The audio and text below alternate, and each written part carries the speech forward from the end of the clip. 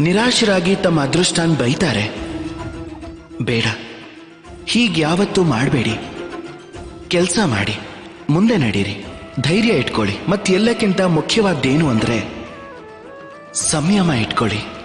ಯಾಕೆ ಅಂದ್ರೆ ನಿಮ್ಮ ಲಕ್ಷ್ಯ ಅದೆಷ್ಟೇ ಕಠಿಣವಾದ್ದಾಗಿರ್ಲಿ, ಅದರ ಹತ್ರ ತಲುಪೋಕಿರೋ ದಾರಿ ನಿಮ್ಮ ಪಾದಗಳ ಜೊತೆಯಲ್ಲೇ ಸಾಗಬೇಕು. ರಾಧೇ ರಾಧೆ. ಎಷ್ಟು ಶಾಂತ, ಸೌಮ್ಯ, ತಂಪಾಗಿರತ್ತೆ ಒಂದು ಹರಿಯೋ ನದಿ.